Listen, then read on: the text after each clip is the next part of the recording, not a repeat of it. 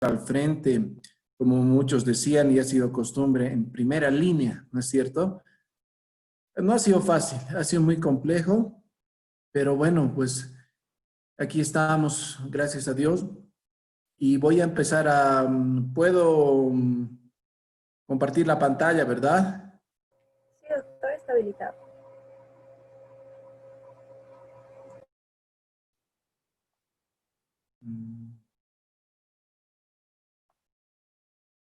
Bueno, me vas a decir si se ve, por favor. Bueno, Sí, doctor, se ve en la pantalla, está abriendo su presentación. ¿se ve? Sí, doctor.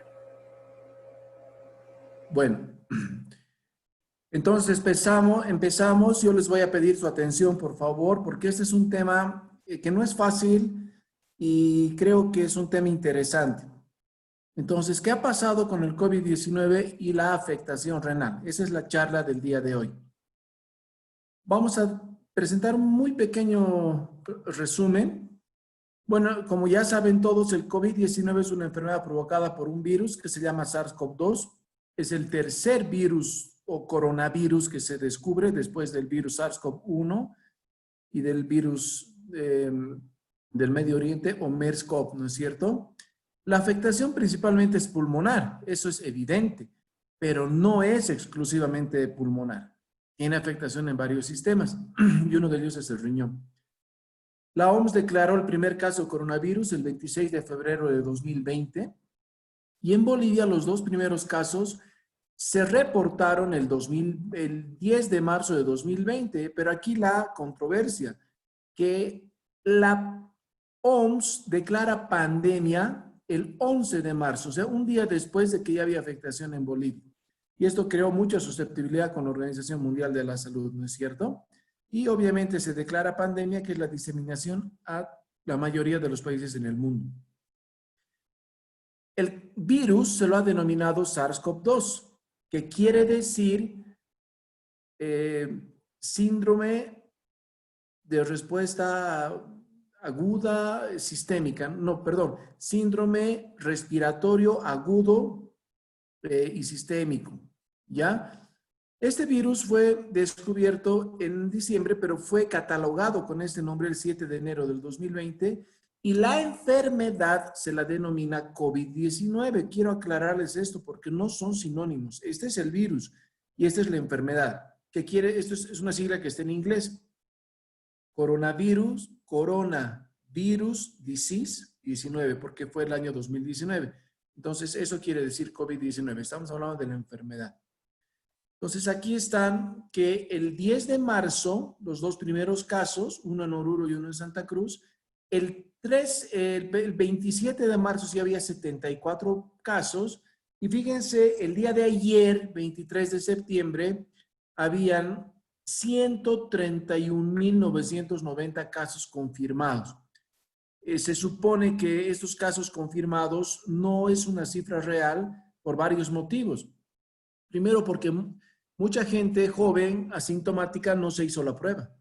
Segundo, porque mucha gente con síntomas no tenía acceso para pagar la prueba o tenía demasiada lista de espera, no se llegó a hacer la prueba. Y tercero, porque muchos casos se han diagnosticado con tomografía o con otros métodos y no con la PCR.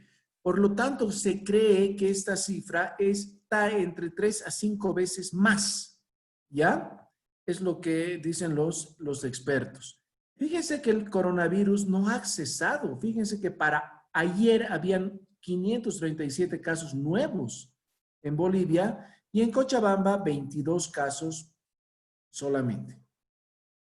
Este es el aspecto del virus. Este es un esquema del virus y este es una imagen del virus en microscopía electrónica. Y fíjense que realmente tiene esa imagen cilíndrica con varios spikes, ¿no? Que se llaman varias espinas.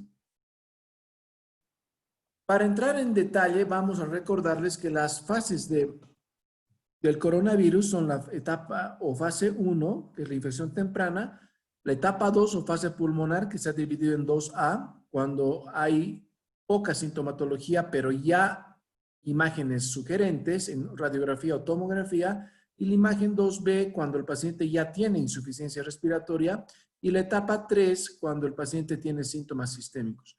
Hoy nos vamos a centrar en coronavirus y riñón en esta etapa. Esa es la etapa de hiperinflamación y fíjense que es la fase de complicaciones severas que normalmente el paciente está hospitalizado y la mayor parte de las veces estará en la unidad de cuidados intensivos. Más se ha visto estos casos en pacientes añosos o pacientes con comorbilidades, y esto lo voy a repetir varias veces: hipertensión, diabetes, tabaquismo crónico, enfermedades respiratorias previas, pacientes inmunosuprimidos. ¿Ya? Estos son los criterios de riesgo para complicarse. Entonces, si un paciente está en uno de estos grupos, es susceptible a complicarse. Y esto también vaya memorizándoselo porque estos pacientes son los que se van a complicar con enfermedad renal. Hipertensión arterial, diabetes, obesidad, enfermedad coronaria, enfermedades pulmonares preexistentes, pacientes inmunosuprimidos. No voy a entrar en detalle con esto, solamente les quiero mencionar, estas son las guías y lineamientos del Ministerio de Salud en Bolivia, donde fíjense que los cuadros considerados graves son la neumonía grave, el síndrome de distrés respiratorio, la sepsis y lo peor que le puede pasar a un paciente es el choque séptico. Entrando en materia, vamos a hablar del COVID-19 y la alteración renal. Entonces, yo le he dividido en dos. Una que es el paciente con COVID-19 con injuria renal aguda y el paciente con COVID-19 pero sobre una enfermedad renal crónica. Fíjense que acá le he puesto pacientes con función renal normal y COVID-19, es decir, sin antecedentes de enfermedad renal, pero que con riesgo de hacer injuria renal. O pacientes con enfermedades sistémicas que afectan al riñón, pero con función renal normal en el momento del COVID. Estos harán un cuadro agudo.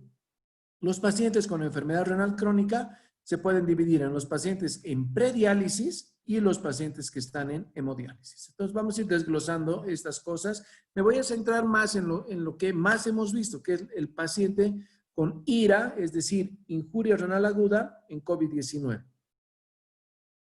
Primero decir que es una patología frecuente. Ahorita les voy a mostrar algunas cifras. Se presenta en casos complicados y severos con una severa respuesta inflamatoria, y este dato es importante que lo he sacado de la literatura extranjera. Se observa injuria renal aguda en el 20 a 40% de los casos severos. Entonces, para que entremos en detalle, vale la pena siempre recordar los conceptos. Y esto ya lo saben muy bien porque se ha dicho miles de veces. El 80% de pacientes con COVID-19 serán tratados ambulatoriamente, tendrán síntomas leves, generalmente es gente sin comorbilidades, jóvenes, ¿ya? El 15% requerirán hospitalización, pero tendrán síntomas moderados a graves, y un 5% de pacientes tendrán los cuadros que les he mencionado, sepsis, choque séptico, etcétera, y requerirán terapia intensiva. En ese contexto, les recuerdo nuevamente que ayer se han llegado a una cifra de 131.999. Eso lo vamos a multiplicar por 3, entonces más o menos son 690.000 casos que han habido en el país. Aproximadamente, esto no es seguro, es solamente una idea que se maneja, y oficialmente es esta cifra. Oficialmente en Cochabamba, hasta el día de ayer, había 13.451 pacientes. Entonces, fíjense, aquí les he hecho unas pequeñas operaciones. Si el 5%, como les he mostrado, van a UCI, de 131.990 pacientes en Bolivia, el 5% son 6.599 con potencial riesgo de IRA. Y el 20 a 40% de estos casos que van a la UCI presentarán una injuria renal aguda, es decir, entre 1.320 a 2.640 pacientes, ¿ya? Si nosotros nos centramos en Cochabamba, hacemos el mismo ejercicio, tenemos que 13.451 casos reportados hasta el día de ayer, son 673 pacientes, el 5%. Es decir, el 20 al 40% son 135 a 269 casos de injuria renal aguda que se han visto hasta el momento. Si nosotros, con el concepto de que por los motivos que les he dicho, esto es más, entonces estamos hablando de casi 700 pacientes que han tenido injuria renal aguda en toda esta época de la pandemia. Entonces es considerable, ¿no es cierto? Este es un esquema del coronavirus. Ahora les voy a hablar un poquito de qué es lo que pasa en el riñón.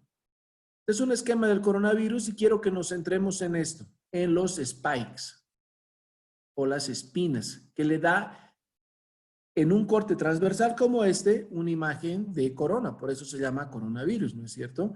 Y aquí hay otra moleculita, estas dos espigas son importantes en la fisiopatología. Y aquí está la monocadena de ARN. Este es un virus ARN monocatenario, ¿ya? Y esta es la cadena única que tiene de ARN. Muy bien, entonces, ¿qué es lo que pasa en el riñón? Ustedes saben que ese spike, aquí hay otro, ese spike, esas espinas que tiene el coronavirus, se van a unir a un receptor que son expresados en su mayoría en los neumocitos, en los pulmones, pero también se ha visto que son expresados en hígado, en estómago, en ileum, en colon, esófago y en el riñón. Por lo tanto, a mayor carga viral, el paciente tiene el riesgo de que estas spikes se unan a células propias del riñón. Estos receptores AC2 o receptores ECA también se le dicen porque son receptores de la enzima convertidora de angiotensina, en el riñón se expresan en los túbulos proximales en un 87%, el resto en otros lugares del riñón. Basado en este artículo que me ha parecido muy bonito, es bastante complejo, pero es muy bonito, que se llama en inglés Acute Kidney Injury en COVID-19, Emergency Evidence de una patología distinta, ¿ya? Entonces, basado en eso, este es el resumen que les traigo de ese artículo. Se observa que el virus puede causar injuria renal aguda por un efecto citopático directo sobre las células renales. Esto es importante. Por lo tanto, el coronavirus por sí mismo provoca injuria renal aguda. Eso métanse en su cabeza, por favor, y es importante. El virus ingresa al riñón invadiendo primero los podocitos, ¿ya? Se obtiene así el acceso a los túbulos proximales donde se une a la expresión que tienen en alto porcentaje a los receptores ECA2, ¿no es cierto? La replicación viral en podocitos puede explicar la proteinuria y hematuria reportadas en un alto porcentaje en pacientes con COVID-19. Espero que me hayan entendido. Más frecuente, según este artículo, se da, como ya hemos repetido varias veces, en diabéticos, hipertensos, tabaquismo crónico, en nefrópatas previos, en pacientes añosos y en pacientes que han utilizado nefrotóxicos. También son más frecuentes en los casos complicados, como ya les había mencionado. Entonces, una vez que el paciente tiene afectación renal, ¿cómo nos vamos a dar cuenta? Primero, porque el paciente va a tener disminución en su diuresis. Y acá les he puesto. Tiene oliguria si en 24 horas tiene una diuresis de 500 ml o menos. Y se considera anuria si en 24 horas ha eliminado solo 100 ml o menos. Si el paciente clínicamente tiene edemas o tiene sobrecarga de volumen, una placa de tórax, por ejemplo, con sobrecarga de volumen, o en pacientes que no están sépticos, pero están en severos, pueden tener hipertensión arterial. En los análisis que vamos a encontrar, aumento progresivo de azoados, es decir, de urea creatinina. El paciente ingresa con 1,5 de creatinina, a la semana tiene 2, a los 10 días tiene 4, entonces es así. El paciente puede tener hipercalemia, en la gasometría se puede ver acidosis metabólica y en un examen general de orina tendrá proteinuria y hematuria. Este es un resumen que les estoy haciendo, pero que me considero importante.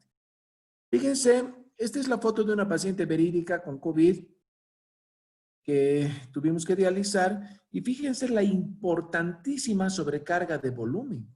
Yo pienso que esto es lo que tenemos que analizar con muchos médicos intensivistas que nos llamaban para dializar cuando el paciente ya estaba en estas situaciones. Tremendo edema, no sé si ven la cara totalmente edematizada, las piernas estaban peor, ¿ya? Muy bien. Cuando un paciente hace una injuria renal aguda, estas son las fases de una injuria renal aguda, para que no se olviden. Primero, la fase de instauración, en este caso será pues el COVID por sí mismo, o también puede ser una sepsis o un choque séptico que provocan hipotensión, ¿no es cierto? Luego viene una fase de mantenimiento y luego viene una fase de resolución o recuperación de la función renal. La fase de instauración se denomina fase oligúrica y la fase de recuperación, fase poliúrica, ¿ya? En esta fase, si ustedes ven aquí abajo, no sé si se nota, no sé si esto se puede mover, ahí lo voy a mover un ratito, pero si ven acá, es el tiempo en semanas, ¿ya?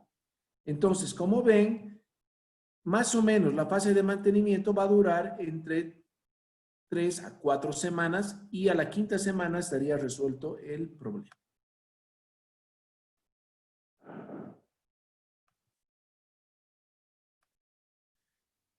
Acá tenemos una gráfica que es muy importante y quiero que me entiendan acá. Fíjense, este es un paciente o un grupo de pacientes que empieza con una función renal del 100%, pero hay otro grupo de pacientes que ya no tienen función renal normal, sino comprometida y empieza con un porcentaje diferente, aquí más o menos un 60%, ¿no es cierto? El paciente pasa las fases que les he dicho ahora, de instauración, de mantenimiento y de recuperación. Pero fíjense este concepto que ya sabemos actualmente. Muchos pacientes recuperan totalmente la función renal, es decir, vuelven al 100%. Pero ojalá todos los pacientes se comportaran así. Eso no pasa. Otro grupo de pacientes recuperarán más o menos un 50% y con el tiempo desarrollan una enfermedad renal crónica. Fíjense, mientras más severo ha sido el daño, un paciente que no tenía antecedentes de enfermedad renal, al final termina recuperando parcialmente y con el tiempo entrará a ser un paciente más de hemodiálisis. Y acá los pacientes que empiezan con un filtrado glomerular bajo, por supuesto que no van a recuperar y van a quedar al final, cuando recuperan parcialmente, con menos función renal de lo que tenían y más rápidamente llegarán a diálisis. ¿Ya? Entonces, eso también creo que es importante. Les voy a mostrar unos artículos donde hablan de lo que es importante, la mortalidad en los pacientes. Este artículo y este artículo nos demuestran que un paciente con injuria renal aguda en el contexto de un COVID-19 tiene más riesgo de presentar complicaciones y más riesgo de mortalidad. Fíjense acá. Acá dice injuria renal aguda en coronavirus, enfermedad por coronavirus en pacientes infectados. Este es un metaanálisis. ¿Y cuál es la conclusión? Esta, que los pacientes, fíjense, les voy a mostrar estos datos para que más o menos veamos. La injuria renal aguda ocurrió en 475 de 915 pacientes, es decir, en 52%, más de la mitad. ¿Ya? Pero y de este total, de los 915 muertos por coronavirus, 475 tuvieron injuria renal. En cambio, de los pacientes que sobrevivieron, solamente 183 de 2.600 tuvieron coronavirus. Por lo tanto, con este estudio se demostró que el paciente con COVID-19 más injuria renal aguda incrementaba considerablemente la mortalidad. Y en este otro estudio publicado en Lancet, se concluyó que el 5.3%, que los pacientes con injuria renal aguda tienen un 5.3% más de riesgo de mortalidad. Por lo tanto, la mayoría de los pacientes que han fallecido con COVID-19 ya fue por complicaciones o de infecciosas por el shock séptico o por complicaciones renales. Hasta ahí creo que está claro. Si tienen alguna pregunta o vamos al final. ¿Qué pasa con los pacientes con enfermedad renal crónica? Les voy a recordar que esta es la nomenclatura actual que se ha publicado en las guías KDIGO del 2012, donde nos dan los diferentes estadios de la enfermedad renal crónica. Estadio 1, con un filtrado glomerular mayor a 90, estadio 2, entre 60 y 89, estadio 3A, entre 45 y 59, estadio 3B, entre 30 y 44, ya va bajando el filtrado glomerular. El estadio 4, una disminución severa, ya con un filtrado entre 15 a 29, este estadio 4 se considera un estadio en prediálisis. Y el estadio 5 ya se llama insuficiencia renal. Fíjense que he denominado a los estadios previos injuria renal aguda, que esa es la semántica correcta actual, y he dicho insuficiencia renal solamente al estadio 5. Entonces, los pacientes en estadios de 1 a 3B son más susceptibles que pacientes que no tienen enfermedad renal. Los pacientes en estadio 4 que están en prediálisis van a requerir posiblemente diálisis. Y los pacientes en estadio 5 que ya están en diálisis, por supuesto que van a necesitar de continuar con su tratamiento en diálisis en una unidad de terapia intensiva. Entonces, ¿qué consideraciones vamos a hacer en el tratamiento? Tanto para el agudo como para el crónico. Primero, evitar fármacos nefrotóxicos, sobre todo en injuria renal aguda, porque vamos a agravar lo que ya tiene el paciente. En estos pacientes, por tanto, hay que tener cuidado con los antibióticos, con los estudios de imagen con contraste, con otro tipo de nefrotóxicos, ¿ya?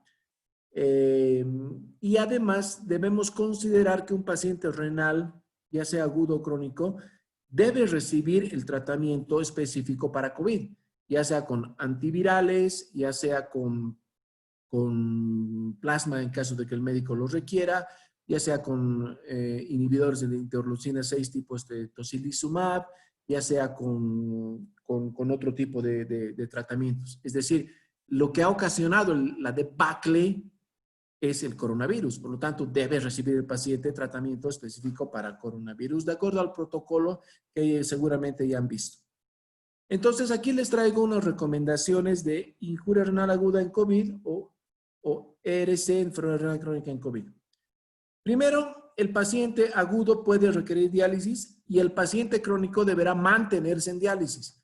Y se escogerá la técnica de acuerdo a la posibilidad de cada centro, ya sea con hemodiálisis convencional, hemodiafiltración en pacientes con presión arterial baja, es decir, con sepsis o shock séptico, y diálisis peritoneal en algunos. Se recomienda individualizar a cada paciente para escoger la mejor técnica disponible. Hemodiálisis convencional en pacientes hemodinámicamente estables, es decir, con presión arterial aceptable, frecuencia cardíaca aceptable. En pacientes inestables, todo lo contrario, hipotensos, taquicárdicos, el paciente requerirá medicación vasoactiva, noradrenalina. En estos casos se debe hacer una diálisis peritoneal o hemodiafiltración. Para realizar diálisis, ¿qué vamos a necesitar nosotros en una unidad de terapia intensiva? Primero, una máquina de diálisis, si no, no puedes hacer diálisis. Segundo, un filtro. El filtro, este es un filtro real antes de empezar la sesión y este es un filtro con la sangre del paciente que ya está en diálisis. Necesitaremos también colocar un acceso venoso al paciente. Si el paciente es agudo, deberemos poner un catéter que se va a llamar catéter transitorio. Si el paciente es crónico, va a tener un catéter permanente o va a tener una fístula arteriovenosa. ¿Ya? Estos son algunos ejemplos de catéteres que nos tocan poner cuando el paciente requiere diálisis. Este es un catéter, fíjense que es interesante porque tiene las ramitas dobladas para ocupar menos espacio. Este es otro catéter que tiene otro tipo de ramitas, pero al final van al mismo lugar. Y este es un catéter que tienen algunos pacientes con enfermedad renal, que tiene un trayecto subcutáneo. No sé si aquí está. Este es el trayecto subcutáneo. Este es el catéter que nosotros ponemos. Este es solo un ejemplo de los tantos de pacientes que que tiene el catéter que está acá y llega hasta la aurícula derecha. Este es izquierdo, ¿no es cierto? Y acá ven un catéter permanente, que todo esto sería el trayecto subcutáneo, pero llega al mismo lugar. ¿Ya? Estos solamente son ejemplos. Y estas son fístulas. La fístula, a un paciente agudo no le vas a poner fístula, pero pacientes crónicos en hemodiálisis con COVID que han llegado a la terapia intensiva y ya estaban en hemodiálisis pueden tener fístulas arteriovenosas. Que más o menos el concepto es que se une una vena que esté en azul a una arteria que esté en rojo para que la vena tenga un diámetro mayor y se pueda pinchar. Estos son ejemplos de fístulas. Y fíjense, aquí la vena está gorda y esta sería la representación. Es un paciente con una fístula. Por supuesto que este es un paciente renal crónico que está en diálisis. Acá tienen otro paciente con un trayecto fistuloso, ¿no es cierto? Muy bien. Hay algunas recomendaciones más que quiero hacerles antes de terminar. Primero, el equipo de hemodiálisis consiste en un médico nefrólogo, en este caso, una enfermera y un técnico que vaya a conectar los aparatos. Deben utilizar en COVID-19 un equipo de protección especial, conocidos como EPP, que seguramente ya los han visto, que incluyen pues un barbijo, de preferencia N95, aunque no hay N95 en el mercado, cada vez hay menos, por la demanda que ha habido, ¿no es cierto? Lentes de protección que se llaman antiparras, otros le llaman gogles, esos grandes, ¿no es cierto? Yo le aumentaría el escudo facial, gorro, bata y botas. Así tiene que entrar un paciente mínimamente, ¿ya? Yo en lugar de utilizar lentes de protección y escudo facial, lo que me ponía es una máscara que era una máscara que se pegaba a la piel y era impermeable. Entonces se aplicaba de esta manera. Les voy a mostrar alguna fotito a ver si tengo. Y con eso entrábamos. Lo difícil de entrar de esta manera a ver un paciente con COVID es que sudas, te hace mucho calor, te da miedo de contagiarte, es la verdad, pero a la vez tienes que ayudar a un paciente. Entonces es una situación muy difícil, muy difícil. Bueno, en casos de necesidad de un acceso venoso, se preferirá una vía alejada de la vía aérea, por supuesto, para disminuir el riesgo de contagio. Entonces nos ha tocado poner catéteres vía femoral. La enfermera que quede a cargo del paciente, esto es una cosa bien compleja, no podrá salir del ambiente aislado del paciente durante el tiempo que dure la sesión, utilizando en todo momento EPP. Recuerden que una sesión de hemodiálisis puede ser 2, 3, 4, 5 horas. Entonces, fíjense que es complejo para las enfermeras, bueno, para todos. La máquina utilizada de diálisis debe ser exclusiva para la UCI, porque es una máquina que no puedes llevarla de un hospital a otro, ¿no es cierto? El tratamiento de ósmosis, porque necesitamos ¿qué es el tratamiento de ósmosis? Es un aparato que te va a dar agua ultra pura, ¿ya? Y esa agua ultra pura va a la máquina de diálisis, debe ser portátil. Tanto máquina como equipo de tratamiento de aguas portátil debe permanecer en las salas de UCI, designadas para la atención de pacientes COVID, y se sugiere que los filtros y líneas de pacientes con COVID-19 no sean reutilizados. Para los que han podido y han tenido oportunidad de ir a una unidad de diálisis, los filtros se reutilizan para disminuir costos, porque es muy caro, ¿no es cierto? En este caso, no. Los filtros y líneas de un paciente con COVID no se reutilizan, se sacan de la máquina una vez terminada la diálisis y se eliminan. Y eso sería todo. Voy a dejar de compartir pantalla y voy a estar presto a sus comentarios y preguntas.